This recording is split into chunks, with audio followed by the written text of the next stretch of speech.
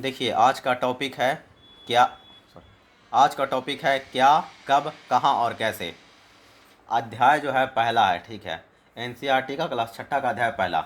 इसमें क्या, कब, कहाँ और कैसे। इतिहास में सबसे महत्वपूर्ण चीज़ है क्या, कब, कहाँ और कैसे। यही जो है घटित हुआ, कब हुआ, समय के अकॉर्डिंग कब वो घटना घटित हुआ, किस लोकेशन में हुआ और किस वे में, यानी कि किस तरह से वे में हुआ, अच्छा तरीका से हुआ, बुरा तरीका से हुआ। इसी प्रोसेस को क्या इतिहासकारों ने क्या नाम दिया चैप्टर 1 में, क्या, कब, कहाँ और कैसे। एनसीईआरटी का क्लास छठा का पहला चैप्टर है। चैप्टर का नाम ही देखिए कितना अच्छा है, क्या, कब, कहाँ और कैसे। इसी से पता चलता है कि इतिहास क्या है। सिंपल वे में, सिंपल बात में, हिस्ट्री कुछ और नहीं, हिस्ट्री सिर्फ चार शब्द का प्रयोग, चार शब्द के आंसर है, चार शब्द का ही आंसर है।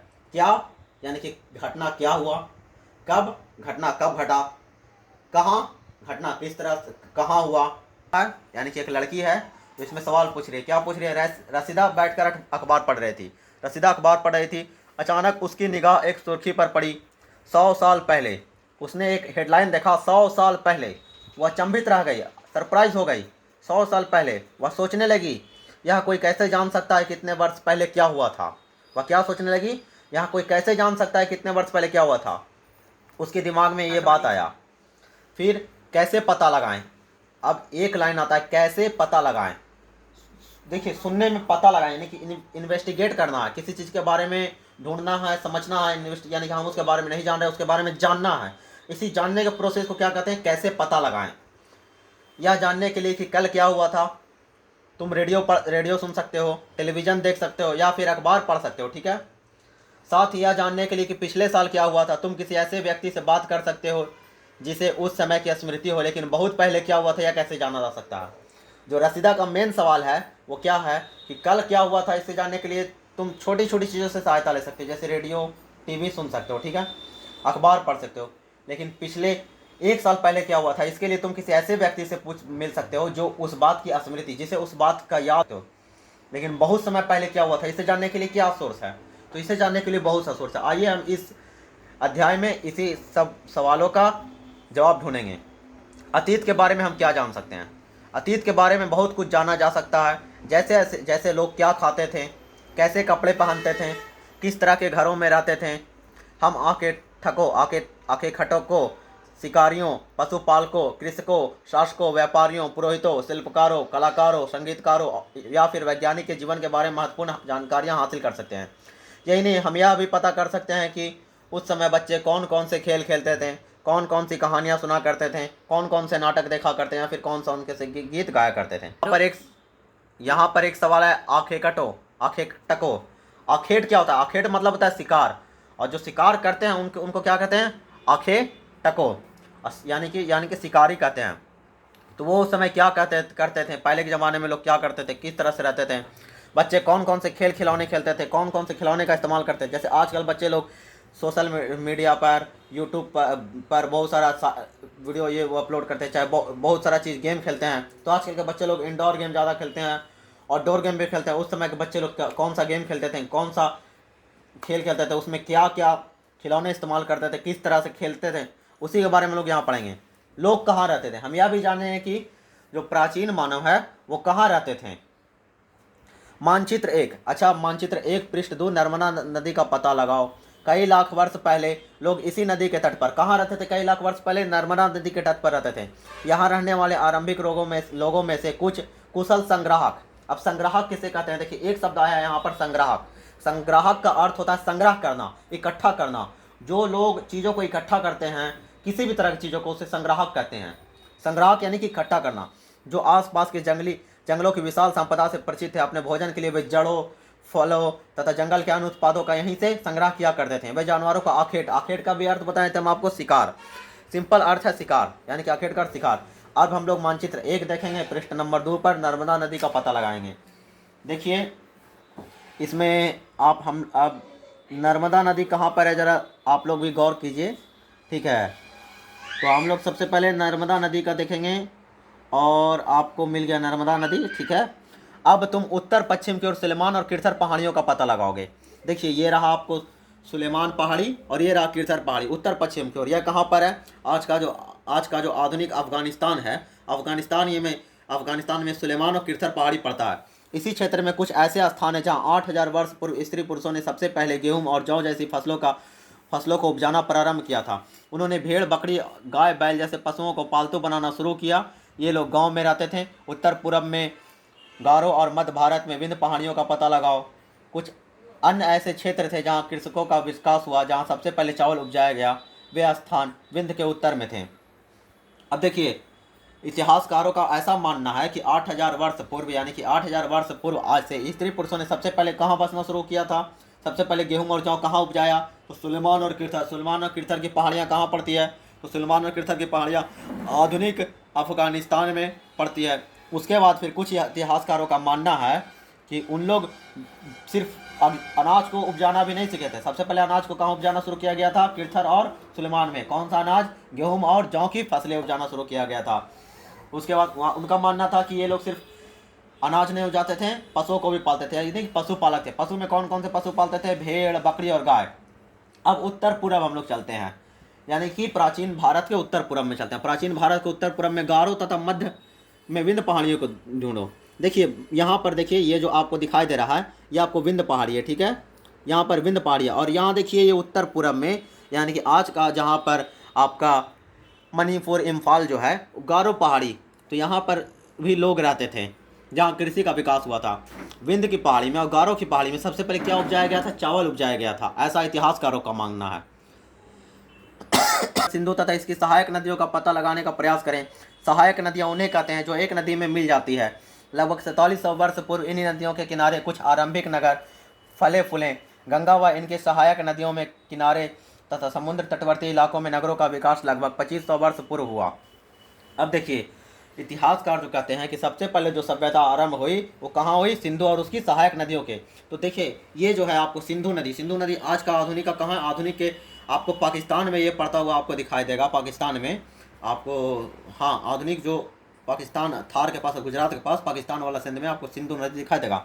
अब सहायक नदी क्या होता है, सहायक नदी वो होता है जो एक बड़ी नदी में आकर, छोटी छोटी जो नदियाँ होती हैं, बड़ी नदी से छोटी छोटी नदियाँ निकल जाए। कभी कभी सिचुएशन में बड़ी नदी से, देखिए यहाँ सिंधु नदी है, सिंधु नदी से कौन सा नदी निकल रहा है, झेलम नदी आपको निकल रहा है, चेनाब नदी निकल रहा है, रावी नदी निकल रहा है, सतलुज नदी निकल रहा है, व्यास नदी निकल रहा है। तो सिंधु नदी की कौन सी सहायक, 5 सहायक नदी हो गया। पहला नदी है झेलम नदी, दूसरा चेनाब नदी, तीसरा रावी नदी, चौथा सतलुज नदी, चौथा व्यास नदी, ठीक है। 4700 वर्ष पूर्व, यानी कि आज से 4700 वर्ष पहले हड़प्पा सभ्यता जो है, मोहनजोदड़ो सभ्यता है, सिंधु नदी के इन्हीं सहायक नदियों के किनारे हुआ था, विकास हुआ था। अब देखिए कुछ समुद्र तटवर्ती नगरों का विकास 2500 वर्ष पूर्व हुआ था। अब देखिए गंगा जो है, यह गंगा नदी है। गंगा का सहायक नदी कौन सा है, सोन है। गंगा का सहायक नदी सोन है। यहाँ देखिए गंगा जो है, गंगा जो आपको हिमालय से निकल के, यानी कि आपको उत्तर प्रदेश से होते हुए बिहार, पश्चिम बंगाल तक जाती है, 2500 किलोमीटर जिसकी लंबाई है। ये क्या है, गंगा नदी। गंगा नदी के किनारे शहरों का विकास जो सबसे पहले हुआ प्राचीन काल में 2500 वर्ष पूर्व हुआ। गंगा तथा इसकी सहायक नदी सोन का पता लगाओ। गंगा के दक्षिण में इन नदियों के आसपास का क्षेत्र प्राचीन काल में मगध, वर्तमान बिहार के नाम से जाना था। इसके शासक बहुत शक्तिशाली थे और उन्होंने एक विशाल साम्राज्य का स्थापित किया था। अन्य हिस्सों में ऐसे राज्यों की स्थापना की। देखिए गंगा हो गया, गंगा की सहायक नदी सोन हो गया। इस समय जो नगरों का विकास 2500 वर्ष पूर्व हुआ, ठीक है। इसी के आसपास के क्षेत्र को, यानी कि गंगा का आसपास का क्षेत्र, यानी कि जो आपका बिहार हो गया, बिहार में मगध हो गया, मगध यानी कि आपको गया हो गया, जहानाबाद हो गया, आरा हो गया, औरंगाबाद कुछ हो गया, ये सब जिला जो हो गया, ये क्या कहलाता था उस समय, मगध कहलाता था। मगधी को क्या कहते थे, बिहार कहते थे। मगध जो था बहुत बड़ा उस समय एक साम्राज्य बन गया। लोगों ने सदैव उपमहाद्वीप के एक हिस्से से दूसरे हिस्से तक यात्रा की। कभी कभी हिमालय जैसे ऊंचे पर्वतों, पहाड़ियों, रेगिस्तानों, नदियों तथा समुद्र के कारणों जोखिम भरी होती थी, फिर भी यात्रा करने के लिए असंभव नहीं था। अतः कभी लोग काम की तलाश में तो कभी प्राकृतिक आपदाओं के कारण एक स्थान से दूसरे स्थान जाया करते थे। कभी कभी सेनाएं एक क्षेत्र पर विजय हासिल करने के लिए जाती थी। इसके अतिरिक्त व्यापारी भी काफिले, तो कभी जहाज अपने साथ मूल्यवान वस्तुएं लेकर एक स्थान से दूसरे स्थान पर जाते थे। धार्मिक गुरु लोगों को शिक्षा और सलाह देते हुए एक गांव से दूसरे गांव तथा कस्बे में दूसरे कस्बे में जाया करते थे। कुछ लोग नए और रोचक स्थानों को खोजने में की चाह में उत्साहपूर्वक यात्रा करते थे। इन सभी यात्राओं से लोगों को एक दूसरे के विचारों का जानने का अवसर मिला। अब देखिए जो ये महाद्वीप है हमारा, ये हिंद महासागर इधर में, ठीक है। इसको क्या कहते हैं, इसे एशिया महाद्वीप है। ये हमारा कौन सा महाद्वीप है, एशिया महाद्वीप है। एशिया महाद्वीप में लोगों के आगे लोगों को यात्रा करने का, जैसे प्राचीन काल में इतना सुलभ साधन नहीं था, यात्रा के सुलभ साधन नहीं थे उस समय। घोड़ा गाड़ी, बैलगाड़ी, यानी कि जो परंपरागत साधन था उसी से लोग यात्रा किया करते थे। तो उससे यात्रा करना, ऊंची ऊंची पहाड़ियों को, नदियों को पार करना बिना पुल की सहायता से, किसी भी तरह से एक स्थान से दूसरे स्थान जाना बहुत कठिन था। फिर भी लोग यात्रा किया करते थे। यात्रा करते तो उनके पीछे कई कारण था। यात्रा क्यों किया करते थे? यात्रा का कारण था भोजन का तलाश करना, नए नए जगहों का तलाश करना, कृषि लायक भूमि का तलाश करना। जैसे जो पहाड़ी क्षेत्रों में रहते थे वो एक क्षेत्र से दूसरे जगह क्षेत्र में कई लोग, जैसे जो बड़े कबीले के लोग होते थे, युद्ध जीतने के लिए करते थे। युद्ध क्यों करते थे? तो हम दूसरे क्षेत्र को खोजेंगे, उस पर कब्जा करेंगे तो हमारा उत्पादन ज़्यादा होगा, फसल ज़्यादा होगा, हमारी आय बढ़ेगी, हमारा विकास होगा। इन सब चीज़ों से लोग एक स्थान से दूसरे स्थान पर जाया करते थे। और देखिए धार्मिक गुरु जो अपने धर्म को फैलाते हैं, सलाह देते हैं, शिक्षा देते हैं, उपदेश देते हैं, वो अपने सलाह और शिक्षा को बढ़ाने के लिए एक स्थान से दूसरे स्थान जाया करते थे। अब यहाँ पर एक सवाल है, आजकल के लोग यात्राएं क्यों करते हैं? तो आजकल के लोग यात्राएं, जैसे जाहिर सी बात है, जैसे लोग पहले करते थे घूमने के लिए, काम के तलाश में, बहुत सारे अवसरों के तलाश में, आज भी लोग करते हैं। लेकिन आज भी लोग, बहुत सारे लोग, यात्रा सुलभ हो गया, इसी कारण यात्रा को आनंद यानी कि एंजॉय लेने के लिए भी, इंटरेस्ट उसमें करने के लिए भी करते हैं। लेकिन पहले ऐसा नहीं था, पहले लोग मुख्य कारण से यात्रा किया करते थे। एक बार फिर से मानचित्र 1 को देखिए, पहाड़ियों, पर्वतों, समुद्र इस उपमहाद्वीप की प्राकृतिक सीमा का निर्माण करते हैं। हालांकि लोगों के लिए इन सीमाओं को पार करना आसान नहीं था। जिन्होंने ऐसा चाहा वे ऐसा कर सके, पर्वतों की ऊंचाई को छू सके और समुद्रों को पार कर सके। उपमहाद्वीप के बाहर से भी कुछ लोग यहाँ आए और यहीं बस गए। लोगों के इस आवागमन ने हमारी सांस्कृतिक परंपराओं को समृद्ध किया और कई सौ वर्षों से लोग पत्थरों को तराशने, संगीत रचने, यहाँ तक कि भोजन बनाने के लिए भी नए नए तरीके के बारे में एक दूसरे को विचार अपनाते रहें। अब देखिए, ये जो मानचित्र आपका 1 है, इस मानचित्र में क्या कह रहा है कि इसमें जो पहले जो था ना, पहले आदमी सीमा तय नहीं करता था। प्राचीन ये जो सीमा, जो आप महाद्वीप का जो सीमा देख रहे हैं, सीमा कौन तय करता था? तो कभी नदी करती थी सीमा तय, कभी सागर करता था, कभी देखिए पहाड़ी ही करता था सीमा। यानी कि सीमा मानव तय नहीं करता था।